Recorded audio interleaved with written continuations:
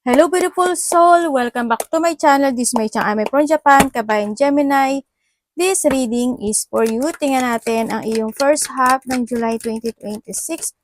Maraming salamat muna sa mga subscriber, new subscriber, cross-watcher, at sa mga bagong pasok dyan. Welcome na welcome kayo sa bahay ni Ate Aimee. Salamat din sa nakataba ng puso niyo mga comments, sa mga nag-hype ng aking video dyan. Marami pong salamat. Sa mga nagpa-personal reading, maraming salamat din. Kung gusto mo ng energy mo lang talaga at personal reading, gusto mo, para sa details, ilalagay ko dyan sa screen, sa aking video, yung aking FB. I-message nyo na lang ako sa messenger para sa details ng personal reading. General reading tayo, Gemini. Kunin mo lang. Mag-ingat na lang din kayo, no? Kasi may nanggagaya sa akin. Baka ma-scam kayo. I-check nyo maigi. General reading tayo. Energy reading. Kunin mo lang ang sayo at itapon na hindi naman talaga sayo. Maaring vice versa. Energy mo, energy ng person mo, energy ng malapit sa puso mo. Nangyayari or mangyayari pala. Use your own intuition. Lawakan nyo yung isipan, ano man ang gender mo, ano man ang edad mo, wala sa baraha.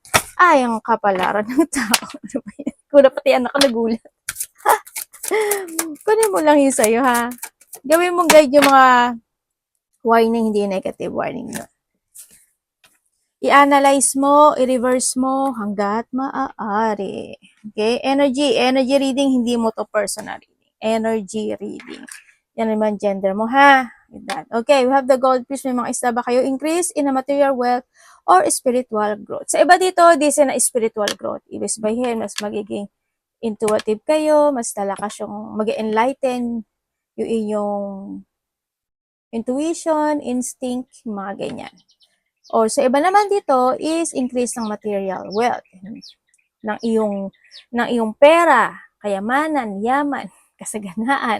Ibig sabihin, halimbawa, may mga overtime, night shift ka, mas marami yung tatrabahuhin mo o trabaho mo, o kaya may mga bagong project ka, o kaya may mga bagong creation ka, ideas ka na gagawin, pwedeng nandun sa point kayo. Kaya mag-i-increase siya, no, sa iba sa inyo. And we have the chair empty. Someone is living in your life. Ito na nga. Pwede, unahin ko kayo ha. Pwedeng ikaw ito. Halimbawa, alis ka sa isang sitwasyon, sa relasyon man yan, sa trabaho man yan, or sa, kung sa aspeto ng buhay mo, maybe you living something, no? O you living someone. Sa iba naman sa inyo, may taong aalis sa buhay nyo. Either magkakaroon kayo ng separation, either this person is, there's a loss, pwedeng nato sa point na yon, or magkakaroon ng distance, magkakaroon ng boundaries, or sa iba is, kung may mga alaga kayong hayop, di ba, isa rin yun. Pwedeng na doon sa point na yon. But, or for the best or for the better na hiwalayan, pwedeng na doon sa point na, or for a while sa iba. No, yun na nakikita ko dito. With the okay, he's stuck. Kung ano mabasa dyan, karma, you will reap what you have sown. Ito yung sitwasyon na there's an harvesting time. Ibig sabihin, kung ano yung pinula mo, yun ang anihin mo. Kung halimbawa, example, sa trabaho, naging masipag kang pumasok, ganyan, ayun yung ma-harvest mo yung maganda. O kaya sa iba naman, halimbawa, gumawa ka ng mabuti, gumawa ka ng masama. Kung ano yung ginawa mo, yun yung ma-harvest mo. Okay? Yan, may mga harvesting situation, kung saan aspeto ng buhay mo yan, sa relasyon, physically, emotionally, kasi sa relasyon, ano, yan. Sunrise, new creative ideas, new venture, and a fresh start. Congrats sa mga new venture ideas na gagawin mo. Also, di sa hope, no? Kumbaga, nandun yung point na magsha-shine ka uli, no? Nandun sa point na yun. Mukhang ikaw is pataangat na muli sa kung sa aspeto ng buhay mo yan. Tulad ng sabi ko dito, we have the goldfish, di ba? Yan, pwedeng hando na yung pag-angat uli na iyong energy, positive ka uli, o kaya is magagaang na yung energy mo this time, o kaya is magkakaroon ka ng mga recovery situation, magkakaroon ng mga healing situation. Sa iba naman sa inyo is nandun yung point na enlightenment. Kasi we have also the spiritual growth situation sa iba sa inyo. But still, congratulations, sunrise ito maganda yan, ibig sabihin. Diba? Baka may mga happiness na mangyayari o magaganap, diba? O may makakausap ka, Yun, kung asang aspeto ng buhay mo yan. We have the pineapple reconciliation. Unahin ko, mahilig ba kayo sa pineapple? Iba sa inyo mahilig sa pineapple, or kung titingnan ko dito is may mga matang nakatingin sa iyo. Either may nagmamatsyag, nag-i-spy, or may mga matang nakatingin sa iyo. Sa iba naman sa inyo is magkakaroon ng communication. Mga union, getting together, communication, or sa iba is this is a reconciliation. No, ako nakikita sa iba sa inyo. Pwedeng magkikita-kita o may tatagpuin, kung ano man yan. Ay, may frying pan ko. Wait. Frying pan, pineapple, empty space, and the angels. Ibig sabihin, dito sa sitwasyon, pag-ingat ka, dito sa sitwasyon is may tao na gusto kang mawala. Kasi andito yung guide mo eh. Or maybe, sana hindi ikaw ito ha, kasi may taong galit sa'yo. Or may sama ng loob, galit, nakamatsyag, nakatingin. Kasi andito yung guided mo eh, guidance mo. Or maybe itong tao na to is, sa iba sa inyo hindi naman lahat, no, yung may gusto siyang kumagat, mawala ka, mamisfortune ka, ganito, ganyan, ganun, mga ganun sitwasyon, no, kasi andito si frying pan. Yun. Sana walang ano dito, no. Sana kung meron mang kayong ability, gamitin nyo in a good way, in a nice way, kasi yun yung ma-harvest nyo. Babalik sa inyo yung hindi magandang sitwasyon. Maano nyo yung ano. Sa iba sa inyo, kung wala man lang, ay may gumagawa sa iyo nito.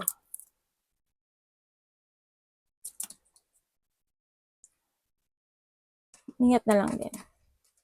Okay. Tuloy tayo. Okay, sa when comes sa ano, mag-ingat kayo sa mga apoy, banli, mainit, no? Ingat kayo. Check nyo yung mga ano nyo, baka ma-involve kayo sa mga apoy-apoy na yan, kung nagiinit yung mga charger nyo, mga gas nyo, check nyo pa rin, no? Kasi, ano to eh, fire to eh. Sa iba naman sa inyo, eh yun nga, hindi naman mawawala yan sa inyo, mga trouble and accusation situation, yan, mga taong galit, inggit, bitter, yan, akusahan ka ng kung ano-ano, kasi hahanapan ka ng butas, hahanapan ka ng mali, hahanapan ka na kung ano-ano, yan, okay? Yung iba sa inyo.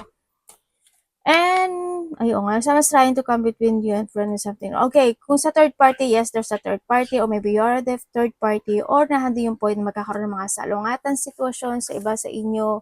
Yan, may mga patibong na sitwasyon, and then, may mga balakid and obstacle, kumbaga na doon sa point na yun, no, na pagdadaanan ang iba sa inyo.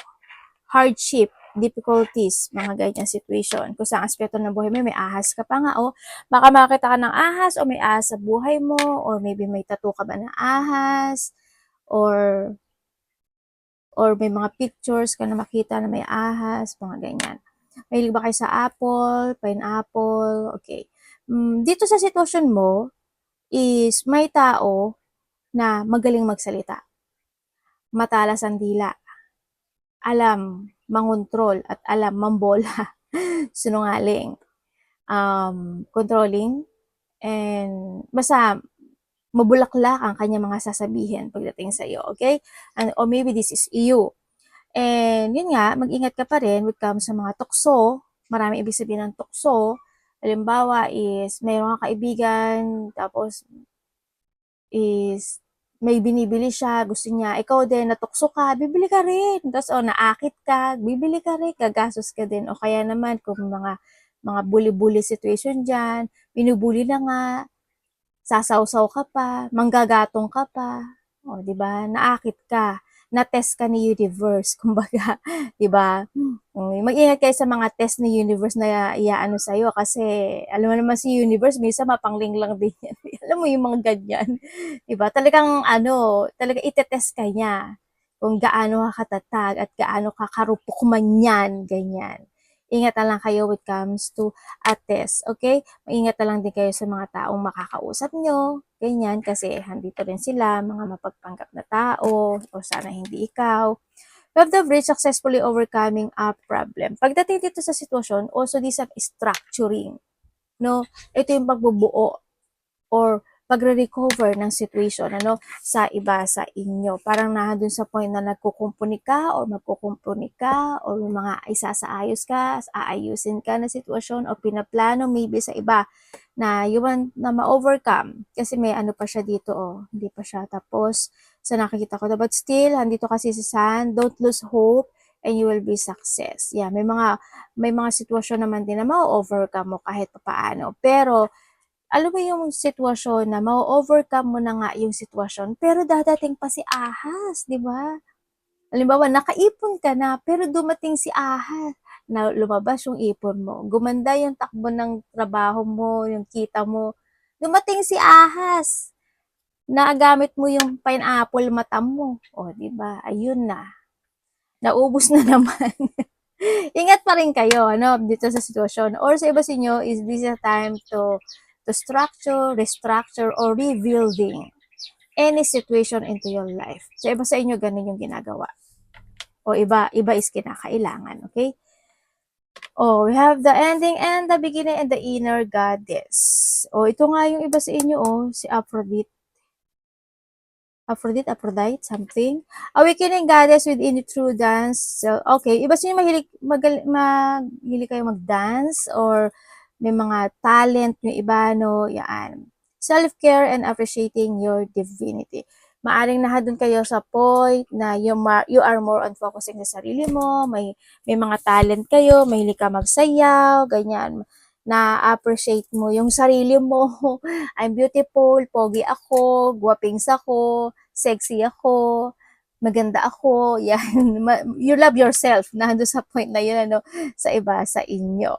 Yan. And then also, yun nga, baka may mga talent kayo, mahilig kayo sa singing, dancing, doing something activity. Ano rin kasi kayo, malikot, alam mo yun?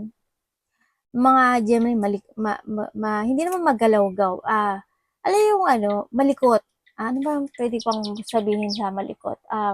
Gusto palagi may ginagawa. Active, kumbaga na doon sa point na yun, ano. Have the Kali ending and the beginning, the old must be released so that the new can enter. May mga sitwasyon na kailangan nyo nang tapusin. Kailangan nyo nang i-let go. Kailangan nyo ilaya yung sarili nyo. Kumbaga na doon sa point na yun, ano. Kung saan aspeto ng buhay. And also, dito sa sitwasyon mo, you need to open your eyes. Kailangan mo imulat yung mata mo sa katotohanan. Kailangan imulat mo yung mata mo sa mga taong nakakausap at nasa paligid mo. Kailangan mo imulat yung mga mata mo o yung sarili mo. You need to awake yourself sa mga bagay na kailangan mo i-transform, i-let go, or you need to change yung mga decision making. Sa iba, kailangan mo talagang matuto sa nakaraan and the beginning coming. No, kasi the more na magkakaroon ka ng space sa sarili mo, dahil nagkaroon ka ng pag-let go or nagkaroon ng pag-releasing or changing situation, yung empty space na yon, si universe ang magpupuno noon. Ibig sabihin, maraming darating sa iyo na opportunity or magagandang magaganap o mangyayari. Tingnan natin ang iyong energy.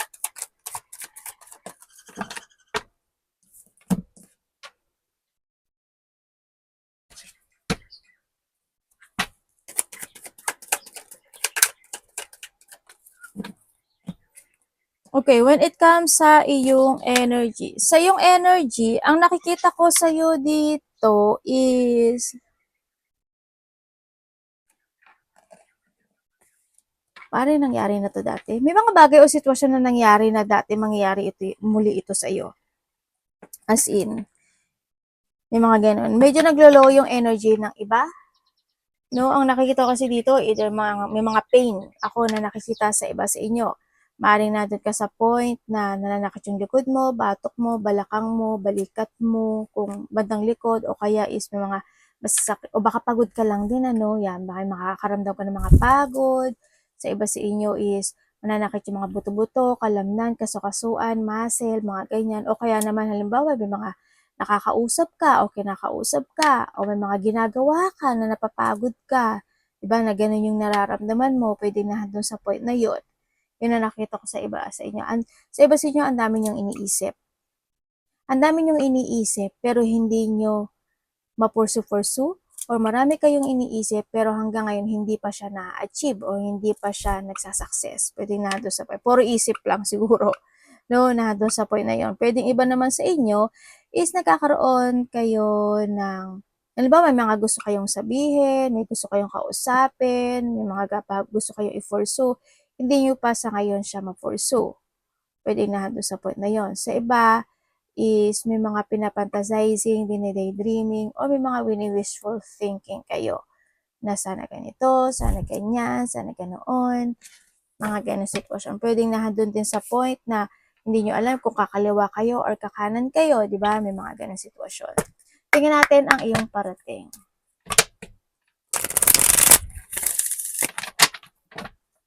Parating po kay Gemini.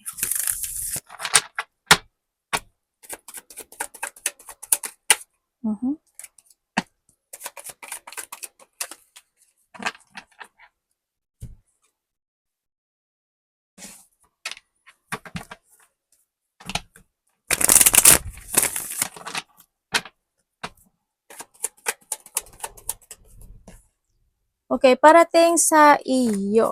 Parating sa iyo, unahin ko muna ano, nakita ko.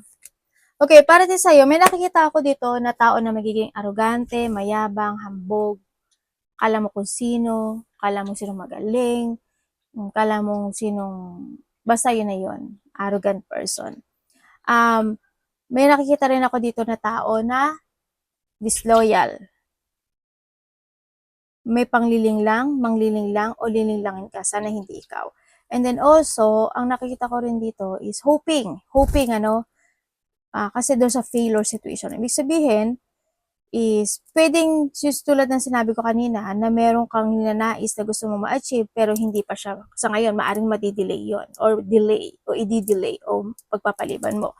Sa iba sa inyo, magkakaroon kayo ng mga plano or situation na gusto nyong gawin o aksyonan pero i-change. Halimbawa, para mag-change siya, para magbabago. Halimbawa, halimbawa lang halimbawa gusto ko bag, ay hindi na pala bag, wallet na lang. O kaya po, aalis ka ng Monday, ay hindi ka na umalis sa Monday, naging Wednesday. May mga twisting situation, may mga changing situation happen, sa iba sa inyo, o may mga ganong sitwasyon. Okay, parating din sa iyo, ang sakit naman ng kamay mo. Parang naano siya. Okay, ang iba naman sa inyo, ang parating sa iyo is merong tao na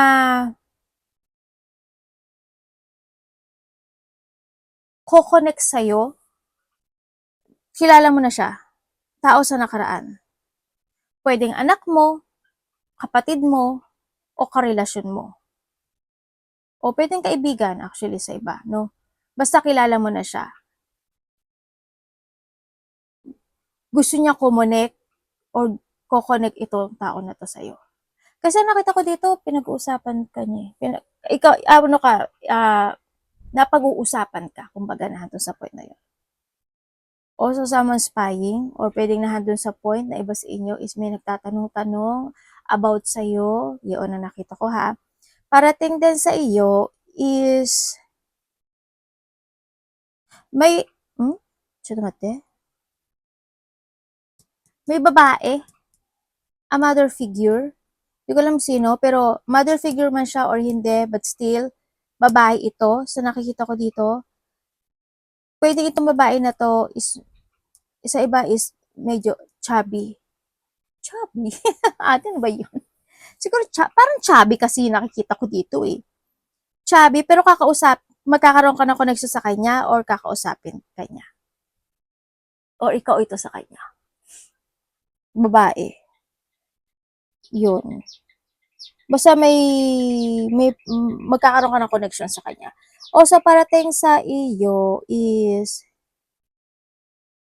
may tao na nagsisinungaling May tao na gusto mag-sorry. Parang may kasalanan ata tong tao na to. Yun na nakikita ko dito. May apology situation ako eh. And then also, sorry. Andun din yung point na night shift ba kayo? Di ba sa inyo, maaring kung night shift kayo, maaring magkakaroon ng mga changing, No, papangumaga kayo, tanghali kayo, mga shifting situation ito sa iba. Sa nakikita ko dito. Sa iba naman sa inyo, baka hindi kayo gano'n nakakatulog, may pinagpupuyatan ba kayo?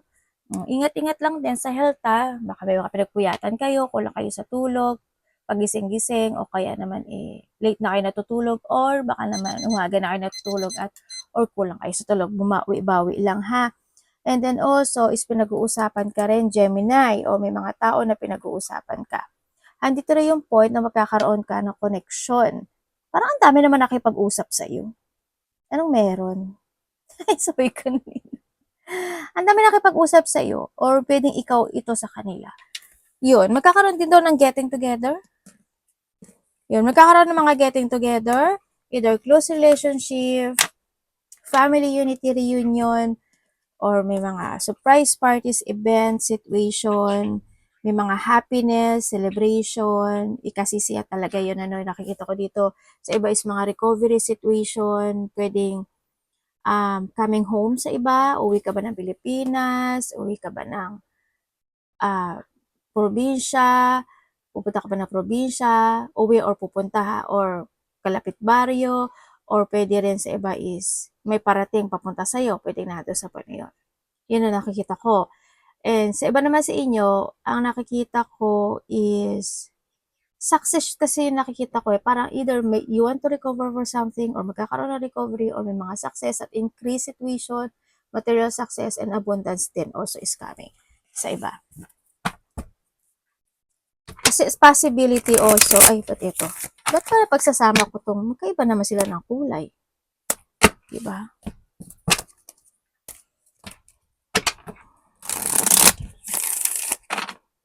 Baka iba may mga travel. Malayo man yan o malapit.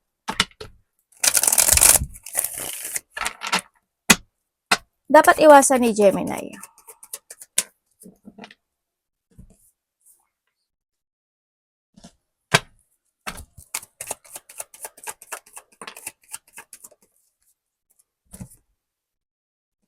Okay, dapat mong iwasan. Okay, dapat mong iwasan is, syempre, yung mga bagay na pwedeng magkaroon ng mga complicated situation. Magkaroon ng conflict, may mga hindi maganda yung outcome, ganyan, magkaroon ng struggle, ma-stagnan ka, ma-uncontrol ka sa mga bagay o sitwasyon mo, ganyan.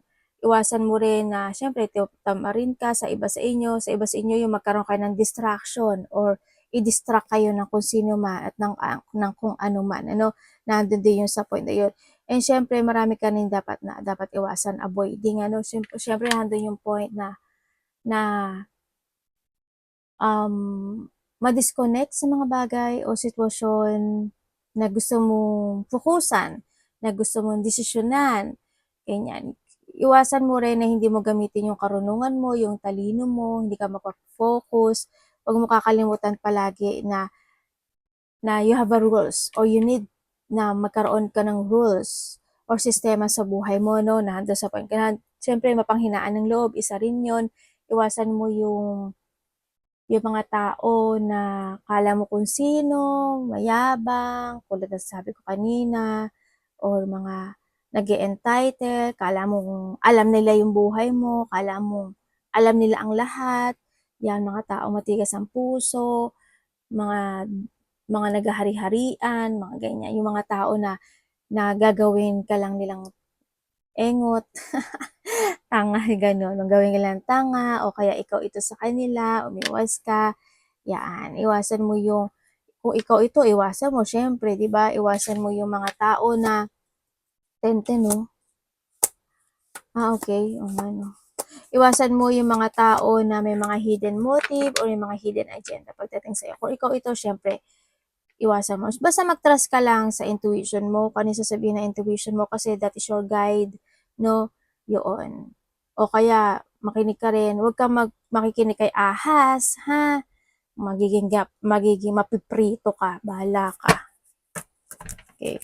Yung ba sa inyo, may business ba kayo? Or maybe gusto mo pumasok sa isang business na food related, pwedeng nahandle sa iba, no? Pwede yun yung mga inyong, O baka mahilig ka lang din kumain. Okay. Tingnan natin na iyong love, kapatid, anak, magulang, karelasyon, kaibigan, pamilya, Gemini. In love.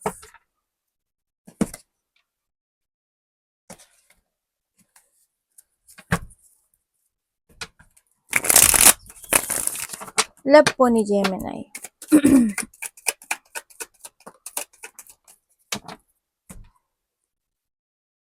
Okay, when it comes sa life, single.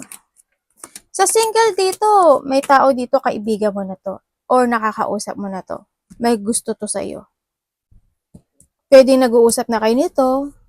O kaya is, ay pero may asawa na siya oh. Asawa o karelasyon, parang ganun. Ingat ka na lang sa kanya. Or ikaw ito. Sa iba naman sa inyo, kayo nagkahiwalay. Yes, nagkaroon ng paghihiwalay, ano, sa nakikita ko dito. Nagkaroon ng paghihiwalay, sa iba sa inyo, nagkaroon ng mga rejection, and then, friend mo ba to? Or na-friendster ka? Na-friendster. So, may ganun eh, no? Basta yun, ang nakita ko kasi dito, they still valuing you eh. Nagkakaroon siya ng regret. Ang lungkot niya, bakit kaya? Ang lungkot niya, gusto daw niya ng union. Iniisip kanya, gusto daw niya ng renewal. Gusto niya na getting together. Ganun. Medyo may pinagdadaanan siya ngayon na painful situation. Yun ang nakikita ko sa kanya.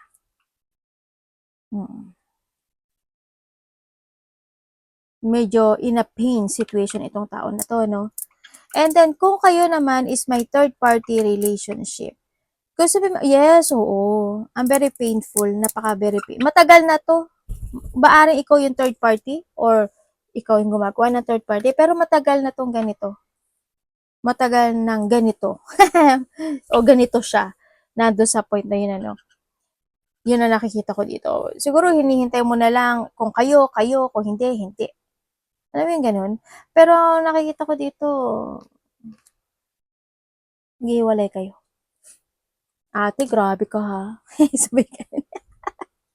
Harsh. Ako ata yung ano dito, devil eh, no? LDR kayo? Diba dito LDR eh, no? Pero sabi kasi dito ano eh, may pagtalikod eh. Kasi magiging single yung isa oh. Parang basta mag-iisa yung isa. Pero magkakabalikan kayo ulit. Ang gulo naman ng mga tao na to. Or pwedeng kung magkakabalikan kayo muli, magkahiwalay man kayo, magkakabalikan kayo muli. Or sa iba, dalawa yung scenario ha. Kung ito is may family na, dun siya mag-focus sa family niya. Oo. Sa iba ganun. May unfinished business pala isa sa inyo. Kung wala naman family, syempre ganun. Pero yung iba dito na nagkahiwalay, magkakabalikan daw kayo. As in. Ay ano, kung magkakahiwalay kayo, magkakabalikan uli kayo. Ano ba yan? Sa iba naman sa inyo, kung wala kayong third party relationship, sa mga walang masaya naman yung relationship eh. Masaya, kahit pa paano. Kahit na minsan, medyo stress, depressed, nagkakaroon ng hindi pagkaunawaan, away, diba? Okay naman din. Kung nagkakaroon ng mga ganang sitwasyon, but still, you survive, diba? Yung relasyon na to. Basta, wag lang kayong dumating sa hiwalayan effect, no? Ganyan. Baka rin kasi hindi match yung kung LDR kayo, baka hindi rin kasi match yung mga oras nyo, pero may mga time daw na pwedeng magkaroon ng hindi pagkakaunawaan. Pero kapit lang, ang nakita ko dito, kasi pwedeng maulit ang nakaraan sa relasyon na ito. Tingnan natin na iyong money and trabaho. Anak, ako mo mauwali. Ito mate. Ano ako, sinusundo na ako. Mami, uya sumidayo. Money and trabaho.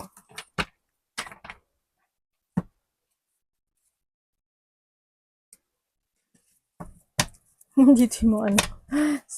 Ang dali lang po. So, tumari ko dasay. Ito matan. Anak, gamen.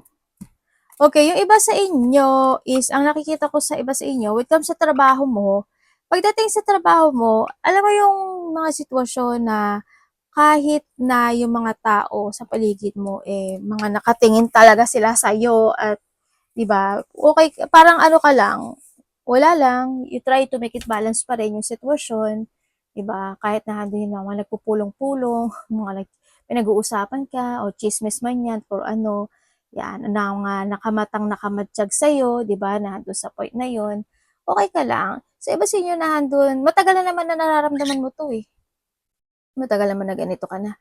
Sa iba naman sa inyo, siyempre nandun ka sa point na nagtitiis at nagtitimpi ka sa meron ka sa ngayon na trabaho or kung saang aspeto ng buhay mo 'yan, 'no? Maaaring nagkakaroon ka ng iba sa inyo ng mga comparison pagdating comparison sa ngayong trabaho mo or sa dati mong trabaho, 'di ba? O kaya is may mga naaalala ka sa mga nakaraan na sitwasyon na dati mong pinanggalingan, puwedeng o may nami-miss ka dun. Sa iba naman sa inyo sa pera mo. Sa pera niyo kasi ang nakikita ko sa'yo dito either there's a new situation happen or mga bagong plano, ako nakikita mga bagong project, mga bagong creation, mga bagong idea na gusto mong gawin or maaaring itong idea na 'to is matagal na 'to na matagal mo ng ginagawa or nagawa mo na 'to dati na gusto mo uling gawin ngayon. 'Di ba, sa iba naman sa inyo is matagal mo na 'tong plano o matagal mo 'tong pinag-iisipan na maaaring ngayon is binabalak mo na siyang aksiyunan or gawin. Puwedeng nandun sa point na yun or may mga bagay ka na pinag-aaralan, pag-aaralan, sisiyasatin, aalamin, puwedeng nandun sa point na yun 'no, na yun daw yung makakatulong sa inyo for your success sa iba. Sa iba naman sa inyo is maybe you are in a networking situations, TikTok, Reels, Facebook, kung anumang mga social media na meron kayo, yun ang nakikita ko sa iba sa inyo. Ate, magsa-success ba ako? Sabi kasi dito, magsa-success ka, connected ito sa iyong mga ideas, no? Ako nakikita sa iyo. Pwede yung iba sa inyo is may mga pagkakautang kayo in the past na maaring naiisip niyo pa yon, 'di ba? Or sa iba sa inyo may mga nangutang, pwedeng na doon sa contrast, yung pala ikaw nangutang ano. O kaya sa iba naman sa inyo yung ginagawa niyo ngayon o yung mga idea na gusto niyo i-pursue, yun daw yung magiging okay kasi you are guided naman din when it comes to your angel, ang sinasabi dito. Basta lakasan mo lang daw yung loob mo kasi magkakaroon, may mga ano, magkakaroon ka ng stepping up Parang pag-angat, paangat, paangat yung ano, paangat yung kaperahan mo or paangat yung trabaho mo, ganyan. Siguro mas magiging more active ka nga this time, mas magfo-focus ka this time, may mga bagay ka na didesisyonan this time, puwedeng nandun sa point na yon, yun. Yung iba naman sa inyo ano, born natural leader naman talaga kayo, kaya kahit saan kayo ilagay, puwedeng-puwede sa nakita ko dito. Sa iba naman is kung wala kayong trabaho, 'no, kung wala kayong trabaho is tumingin-tingin daw kayo online kasi may mga trabaho daw online kayo na makikita. Yun ang sinasabi dito.